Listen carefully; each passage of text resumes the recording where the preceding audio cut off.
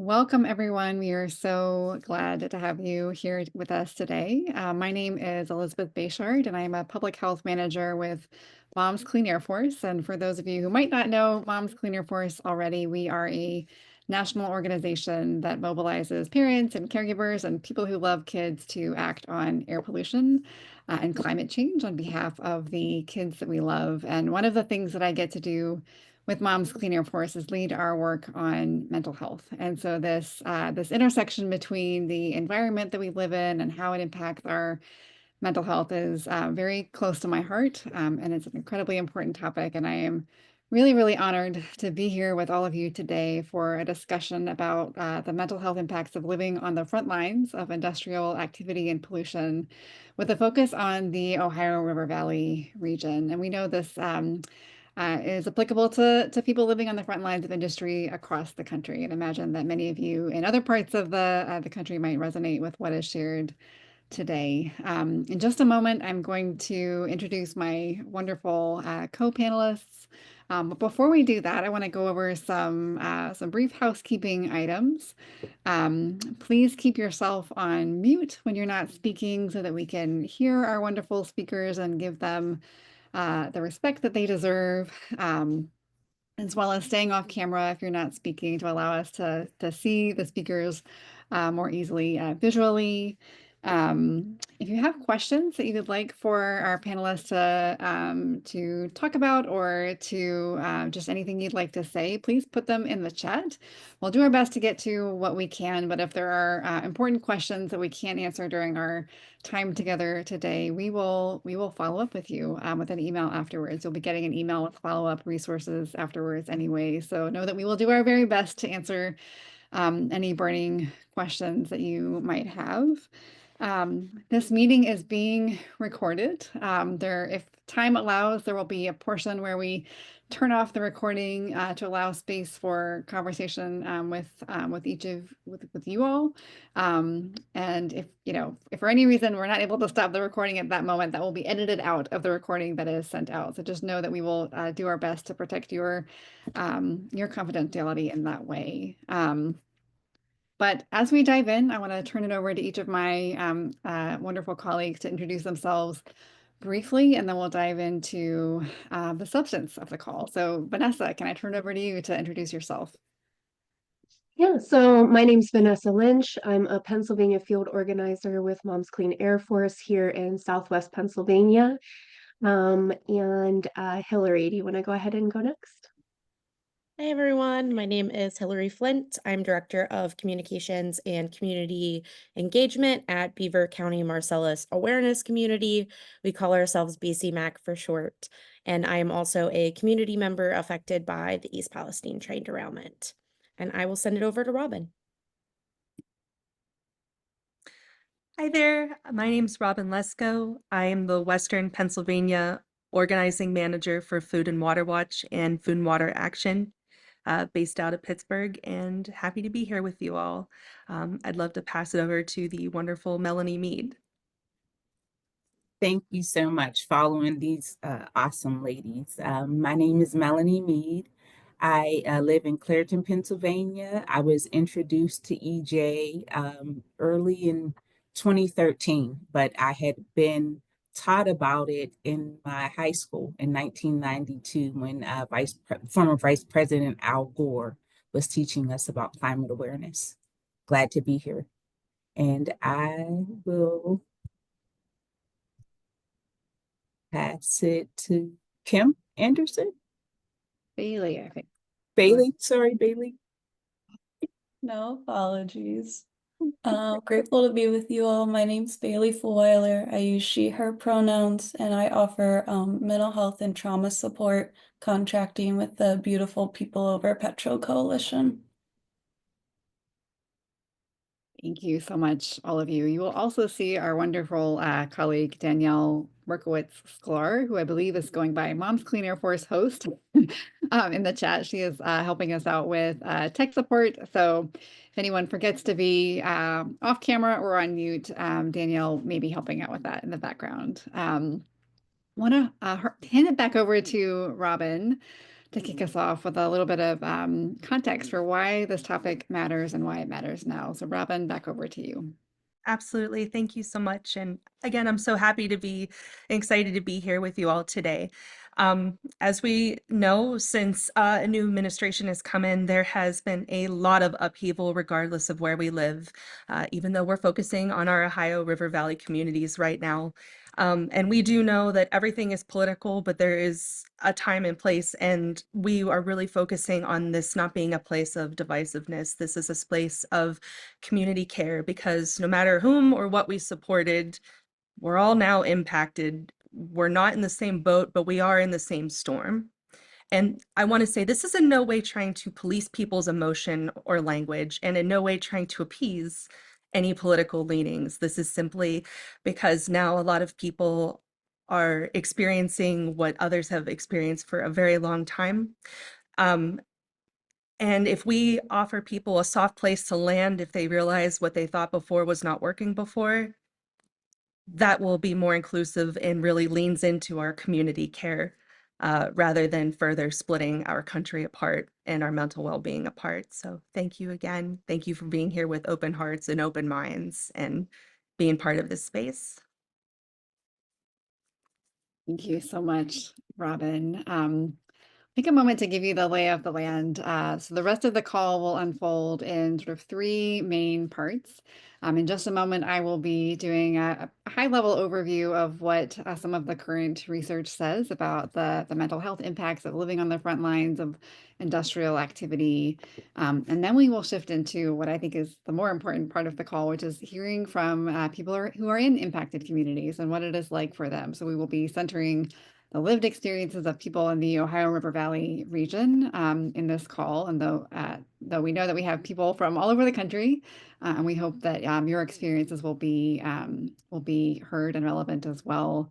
Our wonderful Melanie and Bailey will be leading us in a centering moment to close that second portion of the call, and then we will transition into a discussion of what we can do about it before we close. So that's the lay of the land of where we're heading over the next hour or so. I am going to share my screen now to just go over a little bit of the research. And can one of my fellow panelists let me know if y'all can see this? I see a Looks thumbs up. great. All right. So what do we know from the research? Research is underlining what people, many of you already know from your lived experience, which is that living on the front lines of industrial activity like oil and gas and petrochemical infrastructure is acutely stressful. It can lead to things like increased symptoms of depression, feelings of powerlessness, and sort of a chronic ongoing stress. And there are a number of reasons for this, right? We know that people living on the front lines of industrial pollution are living every day with air and noise pollution, and that these kinds of pollution are not only stressful to live with in an ongoing way, but also have a physiological impact on our bodies, right? We know that the air we breathe gets into our lungs and into our brains and can cause inflammation in our bodies. There's this ongoing stress. There may be fear of hazardous incidents, such as worries about pipeline leaks or explosions, and fear about how these kinds of experiences might impact our loved ones, our family members, our communities. There may be trauma from past experiences. I know Hillary shared in her brief introduction that she has been impacted by the East Palestine train derailment, right? That's an incredibly traumatic experience. Many people who are living on the front lines of industrial activity live with health anxiety, so worries about the health impacts of what's in the air and how that might affect your own health or the health of your children, your loved ones over time. Research tells us that that living near oil and gas and petrochemical infrastructure is linked with increased risk of symptoms of depression, and that there's a real cost to participating in site fights or sort of pushing back against the build out of this infrastructure in one's own community, that there can be mental, physical, and emotional harm that goes along with that. And I'm sure we will hear more about that in our discussion today. There's also, an underlining in the research of a sense of institutional betrayal and powerlessness that people might feel as well when their needs, their community's needs are repeatedly ignored. And I wanted to highlight a few specific studies. One of the things that we care about a lot and pay attention to at Moms Clean Air Force is maternal health and the health of babies and children. And there is research that has found associations between oil and gas development and psychological stress for women and pregnant populations. This is deeply concerning, especially when we also think about the research that shows that living near oil and gas operations is linked with adverse birth outcomes like low birth weight and preterm birth. And this is not to say that these two things are directly related. So we don't know enough, I think, in the research yet to say that, the mental health impacts of pregnant people is causing these adverse birth outcomes. So I don't want to imply that. But just to say that they can amplify each other, right? And I imagine there's a number of people in this room who might have had babies born too small or too early. I know I have, and these outcomes can amplify the stress that people might already be experiencing. There are also mental health harms for people who are trying to become pregnant. There was a study published last year that found that people who were trying to become pregnant who lived within 6 miles of an active oil and gas development were more likely to report moderate to severe depression symptoms than people living further away. And the higher the levels of oil and gas activity, the higher the reported levels of depression. And I think one of the most concerning things about this study was the finding that many people who were in the study and reported higher levels of these mental health outcomes lived further away from oil and gas development than the required setback distance, which underlines that these setback distances, which I will probably hear more about in our discussion, are not adequate to protect human health. It's also very concerning to think about the mental health impacts for children, right? We know that children, their bodies are smaller, their organ systems, their psyches are still developing, and children are uniquely vulnerable to the health impacts, including the mental health impacts of chronic exposure to things like air and noise pollution. There was a study published in 2022 conducted in Taiwan that found associations between living near petrochemical facilities and an increased risk of ADHD in children. I'm imagining that there's folks in this room who might have kids with ADHD. I'm one of them. And this is not only stressful for children to live with, but it can increase stress for an entire family system as well. There was another study published in 2023 that was a review study, meaning that it looked at the results of lots of different research, 29 studies in this particular case, that were about children and mental health and environmental exposures. And this review found that most of those studies found positive associations between environmental exposures, including things found in air pollution, and child mental health outcomes, which is deeply concerning. There's also, as we've alluded to already, a mental health toll of participating in activism, right? So when people are part of movements to try to stop petrochemical or oil and gas development in their communities, or to try to have protections for their community's health, that these site fights can be exhausting, right? And particularly when community needs are ignored or trampled over, there can be real harm to community members. There was a study published last year that looked at this pipeline certification process, and they were looking at the experiences of people who participated in public comment opportunities about pipeline build out. And the study found that people who had participated in those processes had negative mental health outcomes, including stress-activated physical health impacts, as well as a loss of trust in government institution.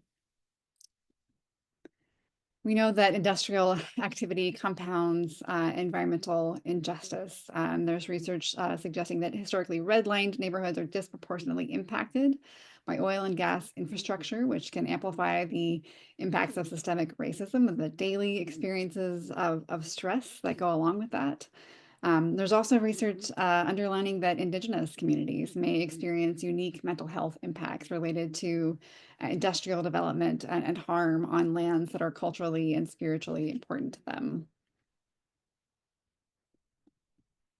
And another dimension of this is the potential for amplified stress related to extreme weather, right? We know that many frontline communities are disproportionately impacted by the mental health impacts of extreme weather. And there are complex intersections here.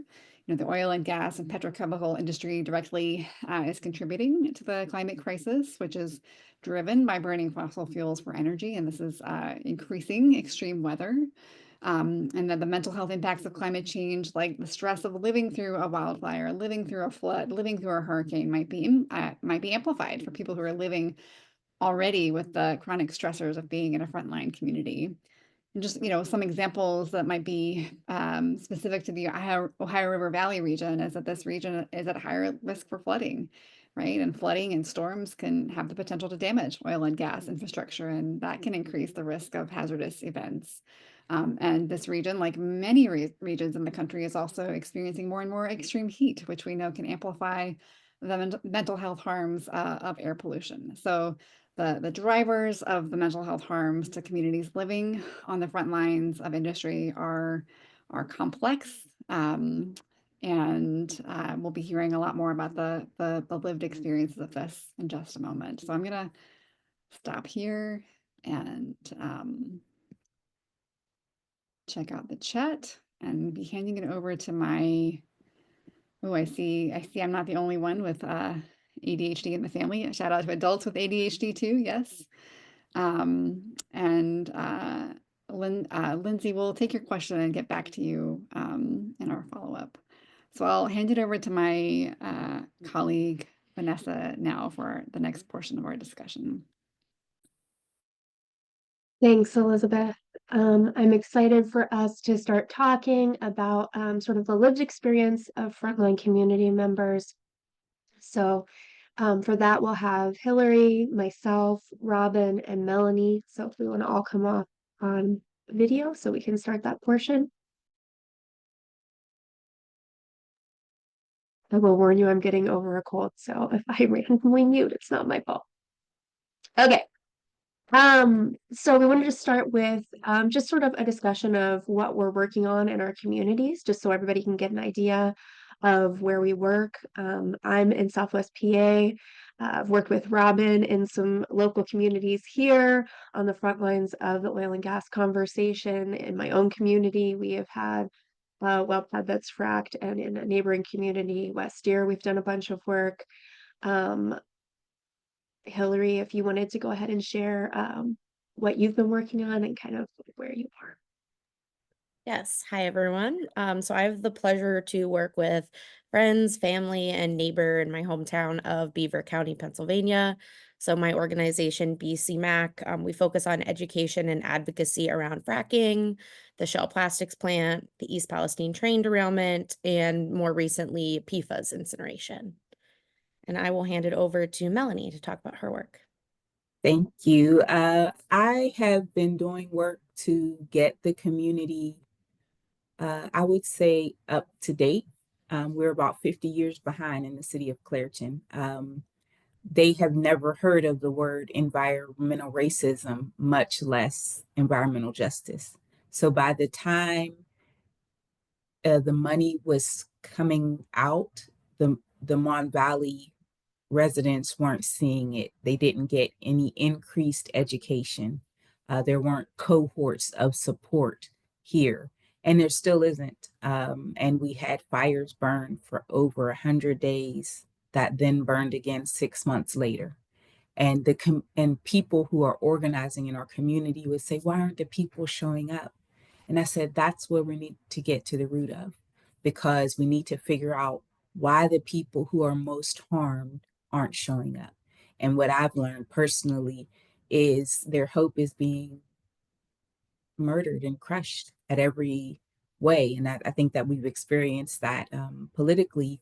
So what we have to do is at first is start to deal with ourselves. We are our first environment, and make sure that our spirits are well and address these issues. But we have to do it together because we can't carry the work alone. So if someone is great at something, like I know Hillary and Robin have great talents and skills, then I call them to give me the support or share an idea with me so that I am meeting the needs of my whole community by hearing from different people and getting different perspectives. And I think that that's what this work, and I think that's what community members need to remember. We have to give ourselves a soft space, like Robin said, to land and to be in our softness. And that's what this event is giving us all an opportunity to do. And I hope each and every one of you take away something from it for yourselves. Well, And and Melanie, you started to talk a little bit about kind of the ways that you experience anxiety and stress around the work that you're doing. I don't know if anybody else wanted to share a little bit more. I know it can be really hard to be doing this work. Communities experience really difficult moments, and trying to come alongside those communities and our own communities and deal with all those emotions can be very overwhelming. I don't know if Hillary, maybe you wanted to share a little bit about that. Yeah, so for some perspective, Beaver County is kind of like rural Appalachia, and my town specifically, we have less than 300 people. So it's very, very tiny. And something that I feel a lot of times as an organizer that works in my own area, is just pressure. I feel so much pressure. Sometimes I'm the only person my neighbors might know or trust to ask questions or look for advice and resources from. And I've kind of had to become an expert in, laws, policies, politics, systems, things that weren't really my area of expertise. But I have to figure out how to navigate these kind of big things for my community. And sometimes that means I have to respond to texts and calls and emails and messages, not only on my organization's work accounts, but, my personal accounts too. And it can feel like I'm constantly needed in some way. And I have to be, available to people on timelines that like I didn't really sign up for. So it's a lot. And sometimes I can help people, but sometimes I can't. And I can't be everything for everyone. And I definitely still struggle with that feeling of like letting people down sometimes. Yeah, I know my father passed away last summer, and it was one of the hardest things to actually take a step back and say, okay, guys, um, today I actually am going to need a little bit of a minute for myself as well. Sometimes I think finding that space and giving yourself the space to have your own moments and your own experiences can be really hard and can make it difficult. Robin, I know you have done a lot of community organizing, and protecting the safety and mental well-being of our community members can be really important. Maybe you could talk a little bit about how you do that and what you think are some important parts of doing that for our community members. Absolutely. So first and foremost, with organizing period, it's always about empowerment within the community. Organizing versus advocacy, and both are very beautiful things. But with organizing, you are there to help people gather and help them define what their battle is for this, what they think is going on, what this timeline is. And if you think it's something different than how they feel, you can say that. But it's first and foremost giving people the tools and the support to know that like we're here, our fight is your fight, but we're not going to dictate to you. And that really does contribute to mental well-being, because you don't want to come in being like any sort of savior complex, but also you don't want to have people be dependent on that. And also to trauma therapist background or anything, but the unconditional positive regard. It's like whatever you're feeling is legitimate, is valid. Feelings are feelings, and we didn't need any of the other facts to back us up. The fact that you're feeling this way in this present moment and being seen and being heard is that in and of itself. And then moving back to saying that we are the tech support. What we don't know, we will learn with you. We will help it gathered so that it's a holistic view, and it's a very powerful view of either how to solve the problem or how to cope with the situation. So there's a little bit about that too. Are there other emotions that you guys feel like come up in this work or that you think are sort of really difficult to deal with? Yeah, Melanie. I want to say, since I've been doing this work from 2013, I've had a lot of death, experienced a lot of death. So while you're trying to battle a humongous industry, you have to try to deal with life as it comes. And our city has even had a large number of overdoses within the last 2 years, you know. So I think that, like Hillary said, you have to remember that you're not here to solve things for others. You're here as a support and to also be supported by others. You know, when you express, I have this anxiety, no one should say you're crazy. You shouldn't think like that. You're crazy. You know, that isn't any, it's no longer acceptable. And we shouldn't just write people off as their thoughts or their feelings being different than ours, then we can stigmatize them. And I think that's a major issue with mental health across the board, let alone in frontline community spaces. When you're having to deal with moving yourself, all of your whatever belongings you can take, right? So you may not even be able to take them and move yourself away from a place that you've been rooted in most of your life.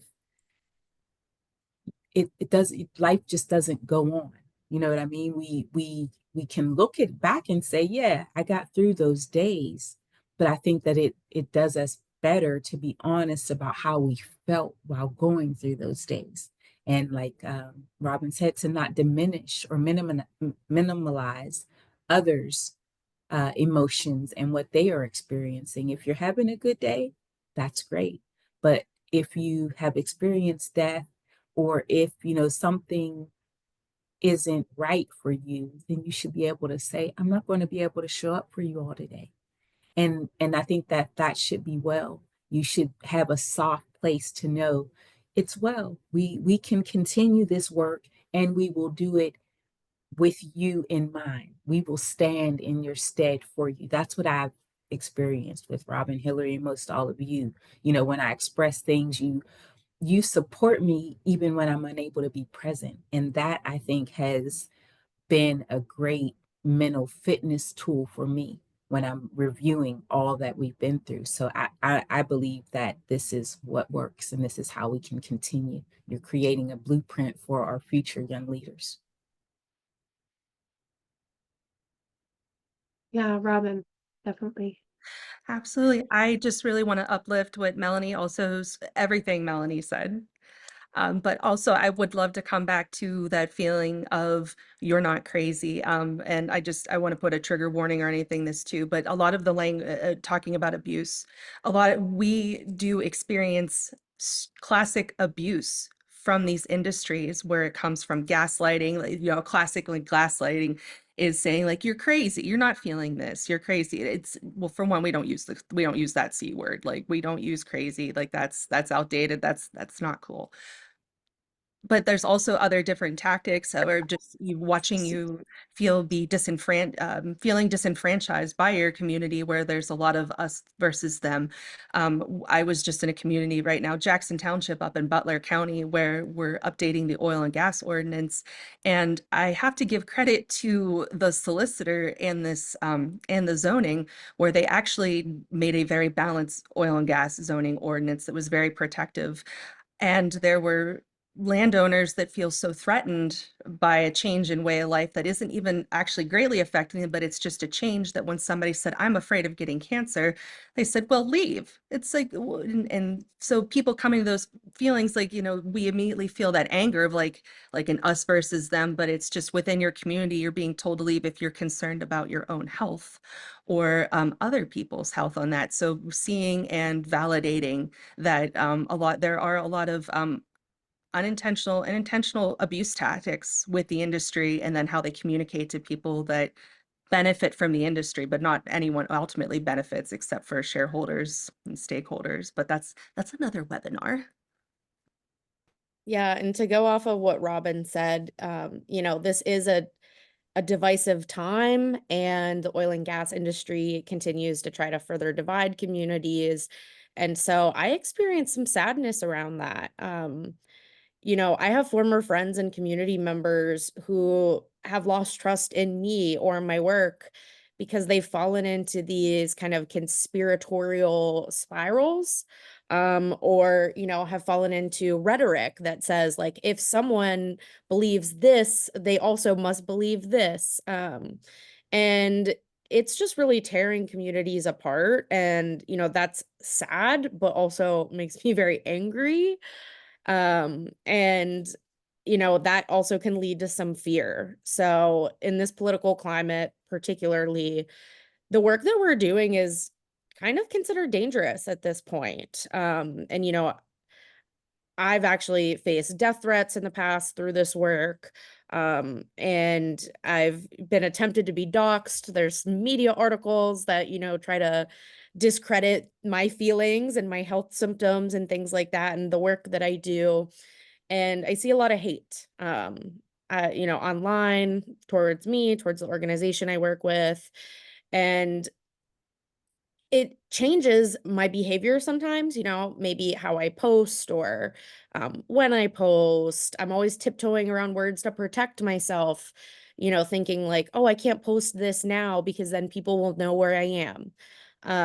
So something I think is a really important message is, organizers or community advocates, we live in sacrifice zones, but we're also laying ourselves on the line as a sacrifice. It's dangerous work. It always has been. It's continued to get more and more dangerous. And I think, being able to feel that feeling of fear, but then also find ways to, combat that is really important, like ways to balance fear and feeling peace and safety.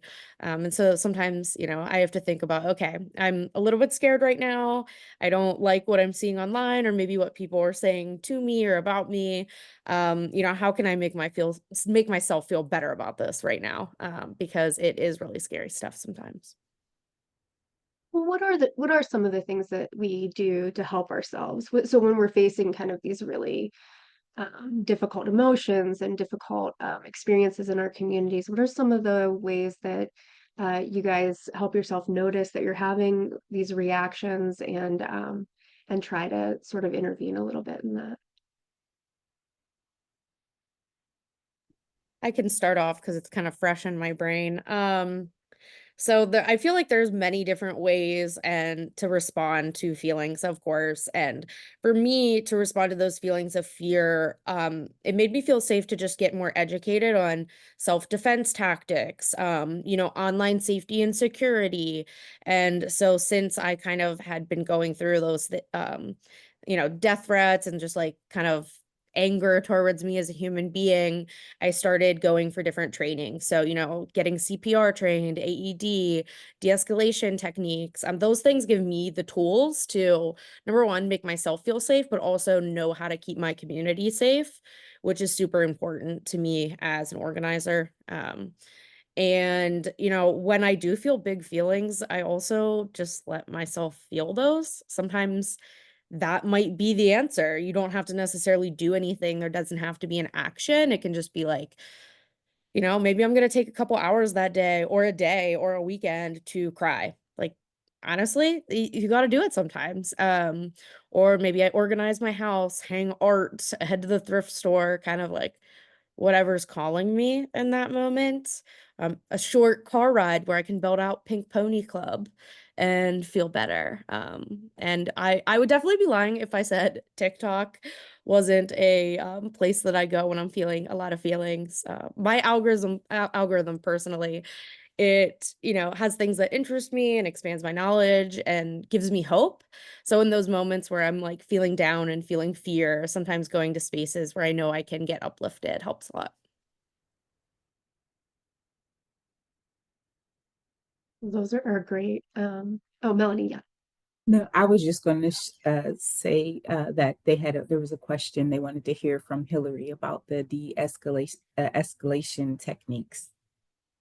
Yeah, that's probably a whole other webinar. And in our follow-up email, I can link some resources. But a colleague who also organizes with us here in Southwestern PA, Andrew Woomer, him and I went to West Virginia, and there was an organization called West Virginia Can't Wait. And they were hosting, a week-long retreat that had different training activities. So that's where we did some de-escalation techniques and also just role play of scenarios. So I think, within your household, within your organization, it never hurts to think like, what if, and kind of riff off of that and go from there. But we'll make sure that those things are in the follow-up email. Well, now One of might be a good, oh, go ahead. No, one of the things I just wanted to say is that I apologize deeply if I said the C word and it offended or triggered anyone. But when I started this work, our mayor, who is an industry, a retired industry employee, he would say at the city council meetings that it's just steam coming out of the plumes. And I felt like that was a public health violation, that he should be fired from his job for lying to our community. I was extremely angry. And when I sought the people who were saying they were organizing in our community, they had nothing to say for me. They had nothing to offer me. Just like let that go and keep doing your thing. Well, how do I advocate for clean air and a mayor that works for the industry is saying it is clean? So in my experience, I was called many names. I've never had my life threatened. I have had my house. I'm still going through this right now where the city is trying to take over my family home. And I have all the documentation from 1970. I actually have documentation from 1903 to 1989. But I don't have lawyers in real estate law to help environmental justice communities. They take our land, they take our livelihood, our ability to feel comfort and at home, and we're told to just keep going. You'll get through it. It'll end one day. A lot of organizers would tell me, Melanie, this is a very slow process. How are you going to motivate me to take action if this is a very slow process and we're already 50 years behind?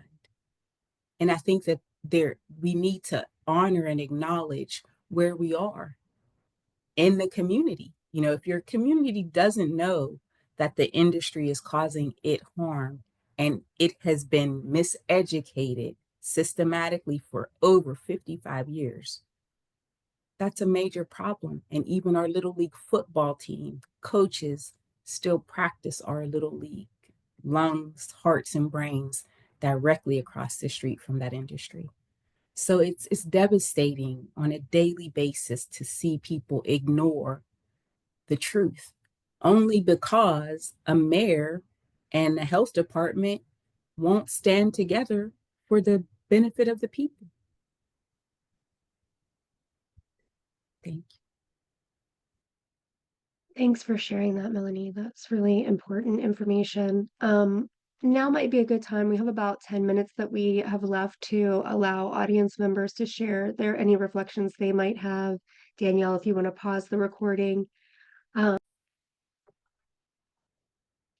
All right, so we are back. Our next portion of our program will be Bailey Fulweiler and Melanie Mead leading us in a short grounding moment, just as a way to sort of take a breath after some tough and intense emotions that all of us experience as we even just talk about these things. So Bailey and Melanie.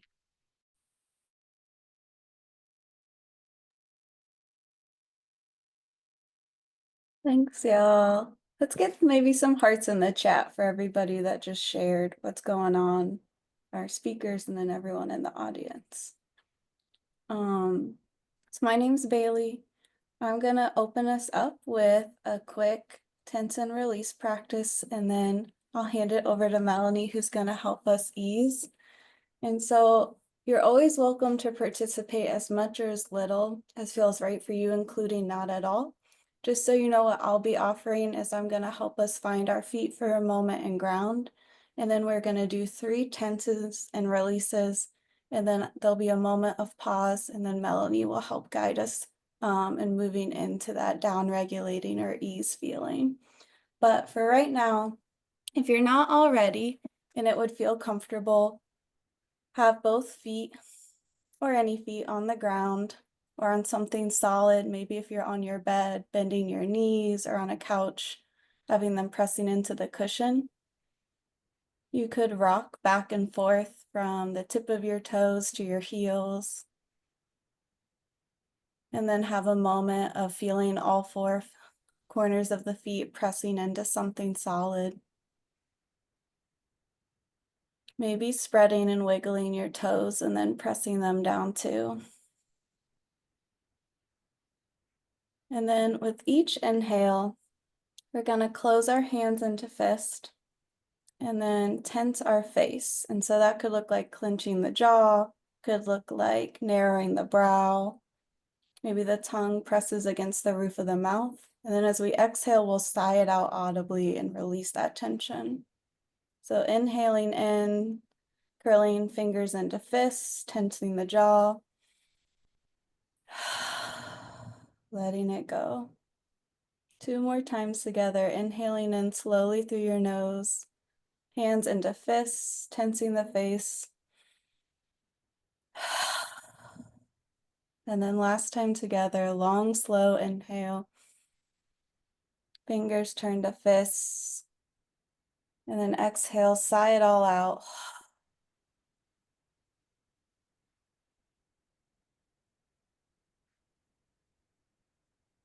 Then over to Melanie. So Bailey has brought us to a nice, sweet space. The sigh sound that we made, if any of you made that sound, is connected to our heart. And in traditional Chinese medicine, our heart is where the shin is. That is the emotional and spiritual being. So what I'd ask you to do is open your hands out, spread them as wide as you can, and take them up to your middle part, over your head, up.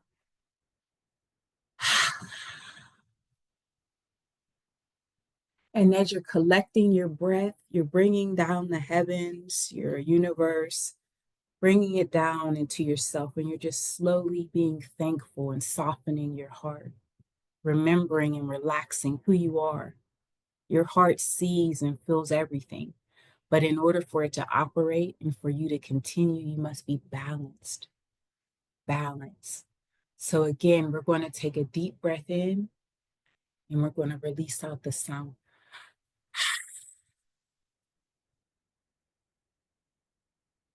And you can put your hands, the backs of your hands to your heart place.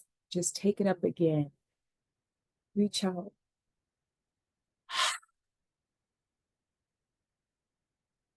Then bring your arms back in, drawing down the heavens and the universe back into your space. Your heart hears you.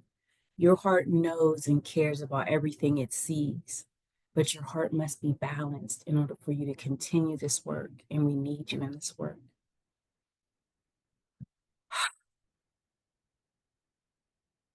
Take this with you through the rest of your day.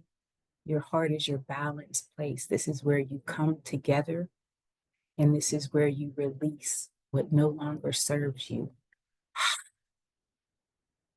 You bring back in the joy that keeps you grounded and focused and purposed in all that you do. Even when you make a misstep, you're going in the right direction because you're following and honoring your heart and your inner universe. Thank you.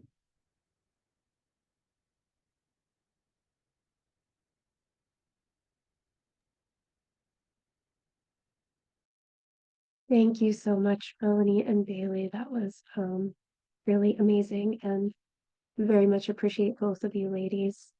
We're gonna move into our third part of this webinar, and this portion really is an opportunity for us to discuss what we can do to support mental health in frontline communities, and really what we can do about it, how we can actually deal with these strong emotions. So if Bailey, Robin, and Melanie want to join me, our first question, I think, is just what are some of the skills that individuals living in frontline communities, especially those engaged in activism, can practice to care for themselves?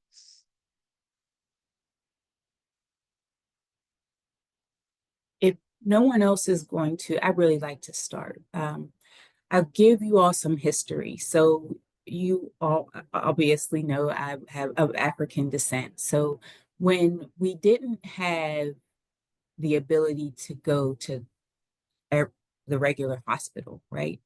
We had people in the community that gave naturopathy care, right? They use natural remedies. So for me, the sunlight is a medicinal tool. The water is a medicinal tool. There are times when you will need to write out every bit of what you need to say to someone and then have a burning bowl to light it on fire. And that doesn't mean you've denied or stifled your voice. It means that you've allowed yourself to express that anger and then balance your heart to know your next steps. Water replenishes, water washes away. If we don't have 50% of our body weight in water every day, our body is pushed to dis-ease. And then when you combine toxins and stressors and frustrations, it can really diminish us.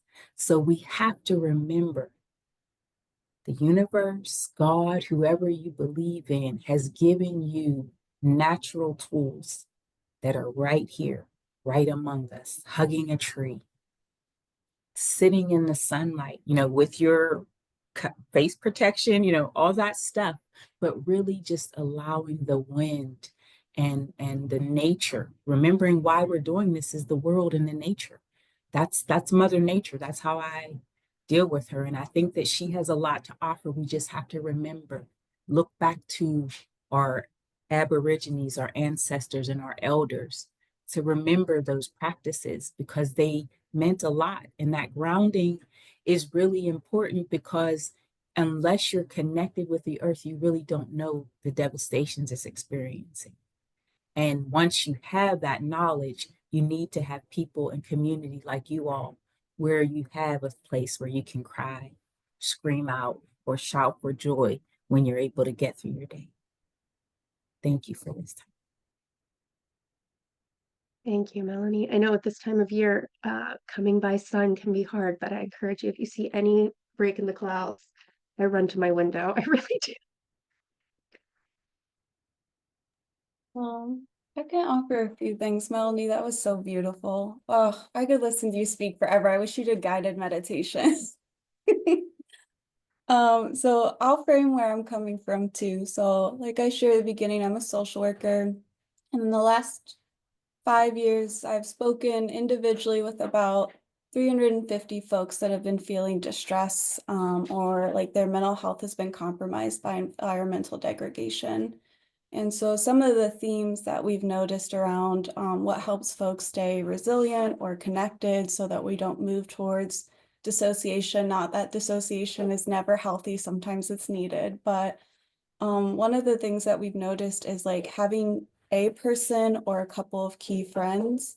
I think Robin and Hillary are a really good example of this, and Melanie too, of like, this is my person I'm going to text. A lot of times in our organizations, we want to have a strong front. And so we can sometimes move not towards toxic positivity, but like really narrowing our focus towards action or what we can do or what's going well. Those are important too, but having that friend that you can text and say, these are the big emotions I'm having is really helpful.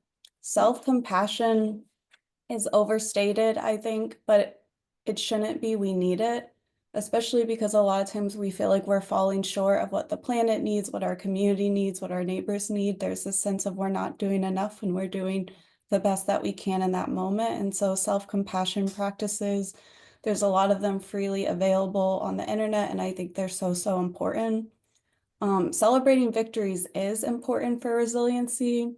And I notice a lot of organizations do that as like an email, or they do it as a news blast, and that doesn't hit your body. Like, that's not connected, it's not in community, it's not dancing and shaking and moving, these things that release stress hormones. And so actually gathering to celebrate your wins is worth the time to do. Putting it on social media will not give you the physiological sensation of feeling that victory and being in community. It's not enough to actually support us. And the thing that I really love as a theme that's been showing up is intergenerational relationships. And so that's typically looking at elders and youth, which I think Moms Cleans Air Force would really appreciate. But like, I have so many besties in their 70s and 80s. And that we connect through. I feel a lot of like anxiety, they feel a lot of grief. And so like we balance each other out, we support each other, we learn from each other. Intergenerational relationships are so magical. And like anytime I think you can connect elders in our climate movement with young people in our climate movement, there can be like rockiness, but it's so worth it to like build those relationships. Okay, I've taken up too much time. I'll be quiet now. No, I could hear you and Melanie talk all day. It's okay. I'm not trying to speak for everyone, but yeah. Really uplifting both what Melanie and Bailey have said. Before coming here, I was a trauma ecotherapist. And one of the things that one of the people that I really love most everything is a philosopher named Glenn Albrecht, and even though we joke that, things can't exist without having names, sometimes having a name to something helps us, it gives us the comfort and it gives us the strength and the direction. So what we've talked a lot about today is this feeling of solastalgia, where a place that once gave you solace and joy is giving you pain. And that's what's happening to us in frontline activism, is that a place that gave us peace and joy is being affected, and it's coming out of our control. And that can produce trauma responses, sadness, and isolation. But then Glenn said, don't worry, I have another word, so we won't get down in the dumps, and it's solophilia. And that is the joy of loving the space, of going in the interdependence and like working to preserve and conserve and celebrate the place where you are. And that can be, I say that as a gentle reminder to all of us for activists, because, we kind of think in our own mind, we're kind of thinking in our minds sometimes, well, yeah, I'm working to fight to preserve this space, like that's why I'm doing it. But then we get caught up in this wheel of anxiety and of trauma, and, and it's just like action is the only thing I can do to preserve it. But as another grounding moment is remembering your reasons why. It's like, I'm doing this because I love this place, because I love this people. That gives you a moment to kind of step back and ground and kind of organize your thoughts. But then that also opens up your creativity. If there's an avenue you hadn't thought before, once you start de-escalating, or start regulating some of the very valid emotions and responses that are happening with this work, it opens you up to new ideas, creativity, and how you can connect with your community in person, virtually, to keep showing up, because you're doing this in a place of love. Ultimately, we even say, like, out of anger is because of love. Grief is love where no grief is, sorry, I'm gonna fumble that. Grief is just love with nowhere to go. But I'm like, well, I don't know about that. I mean, there's a lot of love there. But these are ways to help us distance but not completely shut off, and help us circle back and create conversation.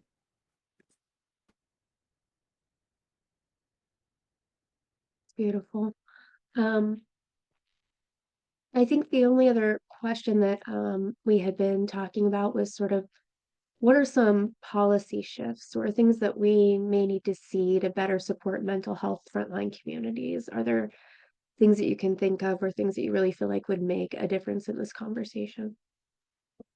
One thing I want to offer that's been really impactful, at least here in my corner of Ohio, is measuring and communicating the mental health impact of decisions to local decision makers. We haven't had much success with legislators, but I think with local governments, they're much more connected with their residents, not always, but sometimes. And, we know that 1 in 4 adults experiences a mental health distress or illness in a given year. And so that's 25% of the population. And if you look year to year, most adults have experienced mental illness. And so people get it, they understand it, they've seen loved ones go through it, they know that we're in a behavioral health crisis. We have a shortage of available behavioral health staff to be able to support people. And so one thing we've done is different surveys and assessments to be able to identify like how much mental health distress are people feeling in our community around a particular facility, whether proposed or existing, and talking through that with decision makers to help them have another component of what is the total cost of this? Sometimes we talk about healthcare costs, but we don't differentiate mental health, and you never know who's going to be passionate about what in your city council, in your township. You know, decision makers are motivated by different things, and I really think having conversations about the mental health impact on you and your community is meaningful, and we don't do it often enough, and a lot of decision makers get it and they care about it and they'll act on it.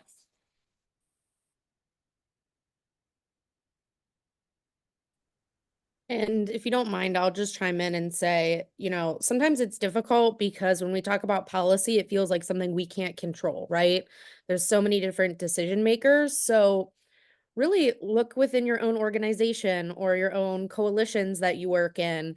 What policies can you create to make it a safe space for everyone there? So, something my organization allows me to do is have my camera off all the time. As someone who has a disability and someone who has neurodivergence, having a camera on is a major distraction to me in back to back meetings all day.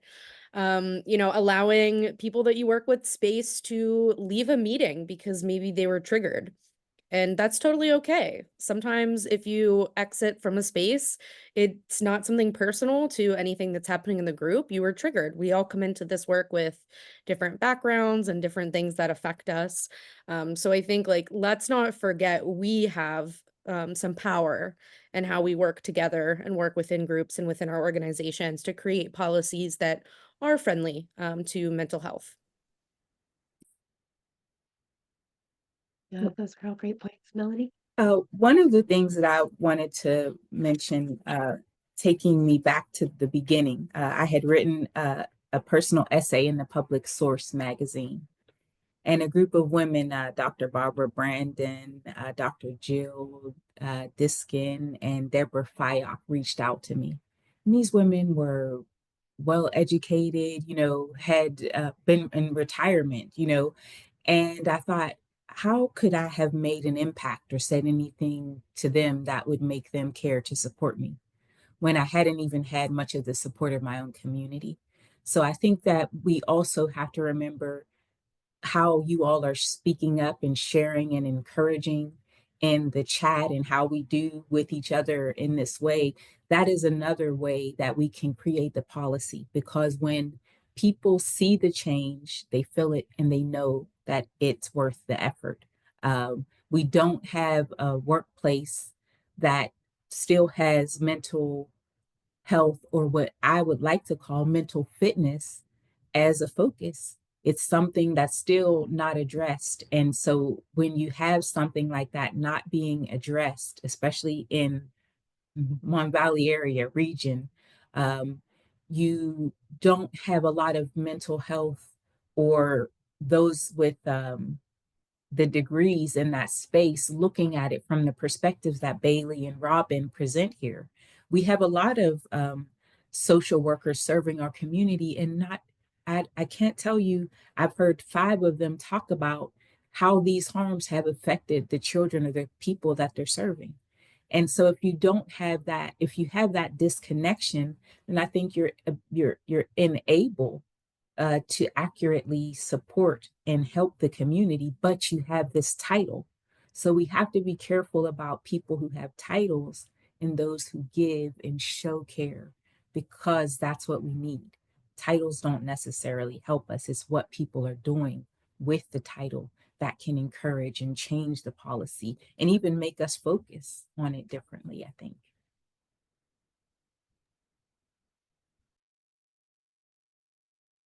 Those are all really important pieces of information.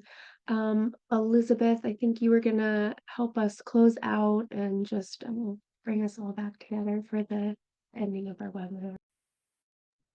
Yes, thank you so much, Vanessa, for your moderation, and to all of our speakers for sharing with such courage and authenticity and integrity. It has really been moving to listen to each of you speak over the last 40 minutes or so. So thank you. And I'm sure I'm speaking for many of our audience members as well. We wanted to close with an invitation to join any of our organizations. I'm imagining that at least some of you in the audience probably already are affiliated with the organizations represented here today, but we'll be dropping in the chat in just a moment links to our various organizations, and we hope that you will check them out and join us in this work. Bailey, I know, were you going to mention the POPCO Movement Friendly Therapist Directory? Is that ready to share? Yes, I don't have the informed consent of all the therapists to share it broadly, but one of the challenges we frequently hear is that, not all therapists and social workers understand the stressors of organizing around and living near polluting facilities. And so one way that the People Over Petro Coalition sought to address that need was by doing individual outreach and education to therapists and clinicians. And so we have a small and growing list of therapists. For our members, I am still working on informed consent if we could share it more broadly, and I'll definitely follow up with Elizabeth and Vanessa and Danielle about that as I know more, but that's something I think we can all do is, if we have the capacity or interest, is that outreach. And I think POPCO is also dreaming up doing some more broad education for mental health clinicians around the unmet needs in our communities around mental health. So more to come on that. Thank you so much, Bailey. That sounds like an incredibly important initiative, and we all look forward to hearing more about that as that unfolds. We have put together a resource toolkit for all of you, and thank you, Hillary, for dropping that in the chat. I think we'll also probably send this out over email for those who had to leave early, but this is just a follow-up of things that we've discussed today, some of the studies that we've referenced and resources that we hope will be really meaningful to you and your community. And before we close, I just wanted to see if anybody else has any resources they'd like to share in the chat. Hillary, thank you for sharing the disasters document. That looks really useful as well. We'll be sure to link that. I don't have a resource to put in the chat, but something that we kind of collectively discovered through this work is that to improve people's mental health, sometimes that is solving their basic needs in the ways of mutual aid. So I'm just a big advocate of mutual aid initiatives within the environmental space. And Break Free from Plastic has a mutual aid and disaster response working group. And if anyone's interested in joining that, I will put my email in the chat. Please reach out. And this is national. So we have representatives from Appalachia, the Gulf South, Permian Basin, California, all over. So really figuring out ways to solve people's problems in many different avenues has been kind of what I've learned in my experience from the East Palestine train derailment. It's not just one thing, it's kind of everything all at once. So how do we make people whole again? So I'll put my email in the chat for that. Sounds incredibly helpful. Thank you so much, Hillary. And maybe we can link to that in our follow-up resources as well. Anyone else have any resources they'd like to share with the group before we close?